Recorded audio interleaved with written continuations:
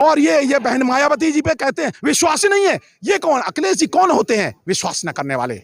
क्यों ये? और फिर इनकी क्या इज्जत है? इनकी इज्जत क्या है जानते हो? मध्य प्रदेश में जब सपा पार्टी के मुखिया गए, दो एमएलए की सीटें मांग रहे थे, कांग्रेस ने बड़ी भारी बेइज्जती की। लेकिन सपा अभी भी दलित विरोधी है, उसकी मानसिकता अभी भी दलित विरोधी है। बिल्कुल ये दलित विरोधी है, बिल्कुल दलित विरोधी हैं, नारी विरोधी हैं, बहुजन विरोधी हैं, मुस्लिम विरोधी हैं। सपा पार्टी नारी विरोधी कैसे? सपा का करैक्टर बताता हूं। सपा पार्टी ने पार्लियामेंट में शेड्यूल्ड कास्ट का एससी आरक्षण बिल फाड़ा। सपा और इनके नेता को जानते हो, आरएसएस ने, बीजेपी ने क्या दिया? पद्म विभूषण दिया। हाल ये उठता कि क्या 24 में सत्ता में भी अब परिवर्तन होना चाहिए, बहुजनों को भी सत्ता में आना चाहिए। बहन मायावती सबसे बड़ा सवाल, देश की तीसरी सबसे बड़ी पार्टी, बार बार हमारे और आपके सामने या फिर देश की 85% जनता के सामने एक परसेप्शन लाया जाता है कि बीजेपी कांग्रेस, कांग्रेस बीजेपी, इसके अलावा कौन? तो सवाल क्यों नहीं उठाया कि फिर बहन मायावती क्यों नहीं चर्चा होती है?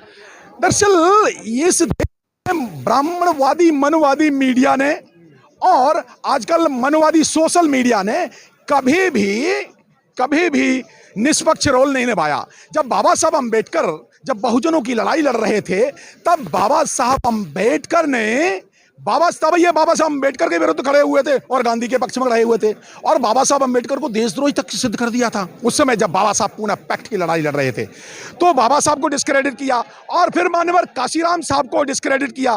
काशीराम साहब को पता नहीं CIA के एजेंट कहते थे, पता नहीं क्या गया, काशीराम तो पता नहीं कौन है, काशीराम तो ये है, काशीराम जाने क्या क्या है। तो और आज बहन मायावती जी वही लड़ाई लड़ रही हैं, तो उनके विरोध में खड़े हुए। तो ये एक मीडिया नैरेटिव बनाता है, और वो नैरेटिव क्या बनाता है? वो जानबूझ के भ्रम पैदा करता है, वो झूठा भ्रम फैलाता है, क्योंकि बहुजन मीडिया, सच्चा मीडिया, आप जैसे राहुल जी, आप जैसे सच्चे पत्रकार जो सड़कों पे जो जमीनी हकीकत दिखा नहीं पाते, इसलिए वो अपना नैरेटिव सेट करते हैं। आजकल उन्होंने एक नैरेटिव किया कि नहीं, हम बहन मायावती को बुला रहे हैं, वो आ नहीं रही हैं। पूरा झूठ नैरेटिव उन्होंने 6 महीने से तैयार किया कि हम तो बुला रहे हैं मायावती जी को, वो आ नहीं रही। अच्छा ये बताओ, शादी में भी कोई जब बुलाते हो तो एक निमंत्रण होता है। ये कांग्रेसी षड्यंत्रकारियों ने, जो चाहे बीजेपी हो या कांग्रेस, ये कांग्रेस बीजेपी, इन षड्यंत्रकारियों ने क्या पटना में पहली मीटिंग हुई, बुलाया? नहीं बुलाया। क्या बेंगलोर में मीटिंग हुई, बुलाया? नहीं बुलाया। बॉम्बे में मीटिंग हुई, बुलाया? नहीं बुलाया। चौथी मीटिंग दिल्ली में हुई, बुलाया? नहीं बुलाया। तो कब बुलाया, कब है? ये दरअसल बात क्या है कि कांग्रेस पार्टी बर्बाद हो चुकी है। इनका वोट था, एक मुसलमान वोट था, शेड्यूल्ड कास्ट वोट था, और इनके नौजवान वोट थे तो शेड्यूल जो, और इनका हाई कास्ट के वोट था, तो जो अपर कास्ट का वोट तो बीजेपी खींच ले गई। कांग्रेस का जो मुस्लिम वोट है, इन्होंने बाबरी मस्जिद गिरा करके, जिस दिन से बाबरी मस्जिद गिरी सन जो 1992 से, तब से मुस्लिम कांग्रेस से हट गया, तो यूपी से कांग्रेस साफ हो गई। इनके पास एक बचा था शेड्यूल कास्ट का, और शेड्यूल कास्ट का वोट बहुजन समाज पार्टी में आ गया, तो कांग्रेस के पास यूपी में है कुछ नहीं। तो कांग्रेस लड़ने क्या जा रही है? लड़ने किसके बल पे जा रही है लड़ाई? दरअसल कांग्रेस सपा और बसपा को लड़ा रही है। उन्होंने लड़ाया कैसे? सपा पार्टी को बुला लिया और बसपा को नहीं बुलाया।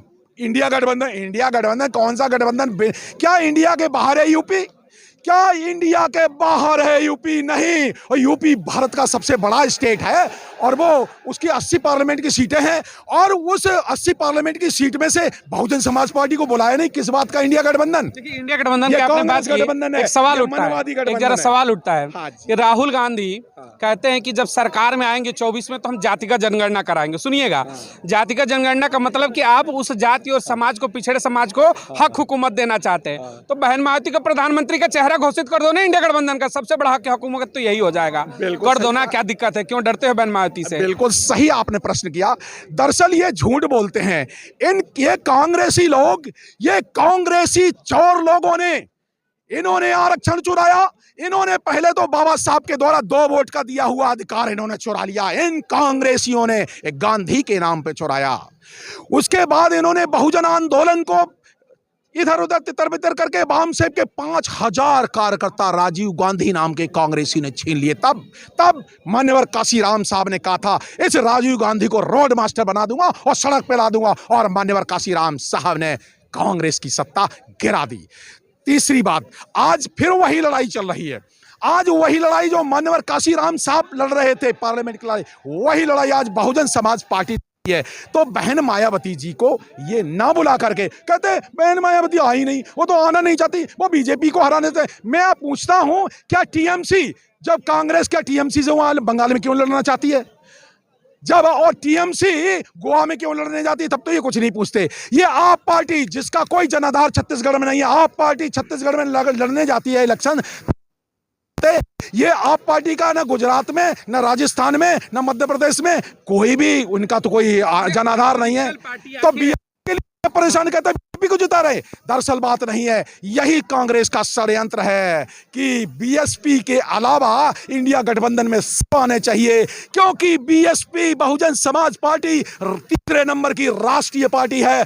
कांग्रेस पार्टी को डर है कि वो दूसरे नंबर से तीसरे नंबर पर पहुंच जाएगी और बहुजन समाज पार्टी दूसरे नंबर पे आ जाएगी, इसलिए नहीं आने देते। सवाल है 24 चुनाव जैसे जैसे नजदीक आ रहा है, हाँ। बहन मायावती पर व्यक्तिगत हमले फिर शुरू हो गए हैं, हाँ। जैसे पहले से होते आए हैं कि बी टीम, सी टीम, हाँ। ये टीम, वो टीम, सारे कहेंगे, हाँ। क्योंकि भाई बहुजन समाज का नेतृत्व करने वाली एक महिला है, 7 से 12 की सत्ता दिखाई कि कैसे सत्ता चलाते हैं।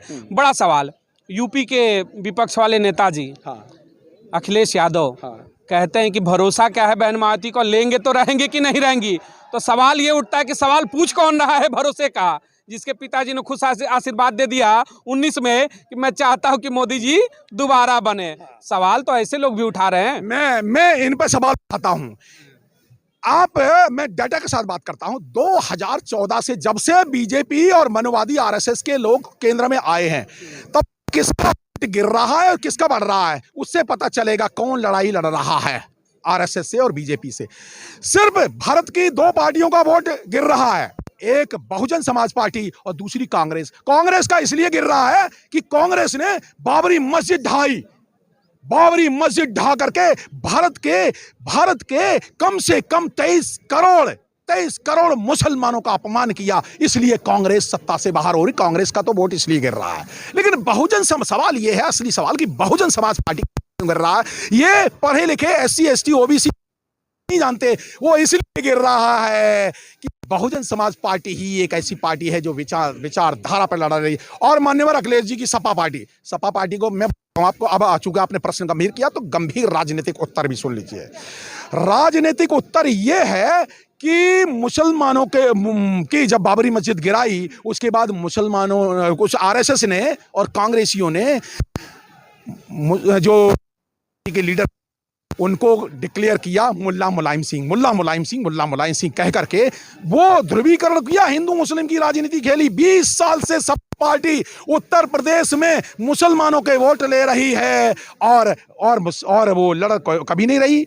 देखिए कितना मुस्लिमों पे अत्याचार हुआ, कभी कोई लड़ाई नहीं दिखाई देती। सवाल मुसलमानों को वोट तो सपा को चाहिए।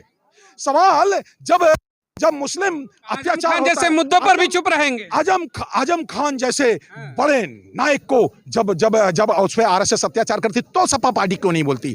सपा पार्टी ने मुसलमानों को हिस्सा नहीं दिया। सपा पार्टी ने कितने हिस्सा दिया? सवाल हिस्सेदारी का है, चाहे वो मुस्लिमों को हिस्सेदार। और सपा पार्टी ने, मैं आपको एक और बताता हूं, सपा का करैक्टर बताता हूं।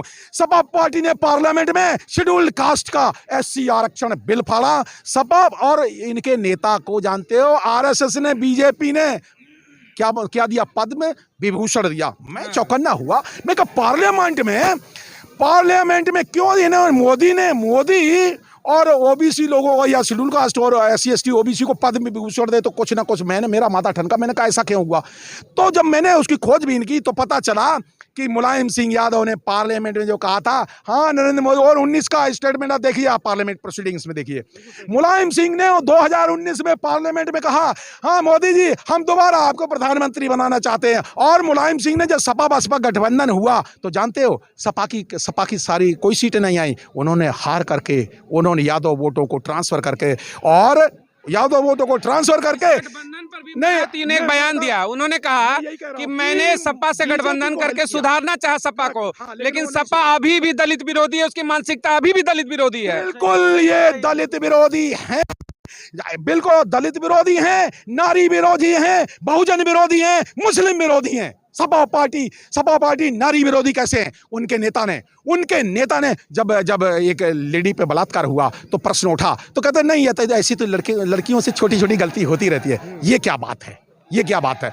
इनके जो प्रजापति जो इनके मिनिस्टर ने रेप किए, इनके और ये बहन मायावती जी पे कहते हैं विश्वास नहीं है। ये कौन, अखिलेश जी कौन होते हैं विश्वास न करने वाले?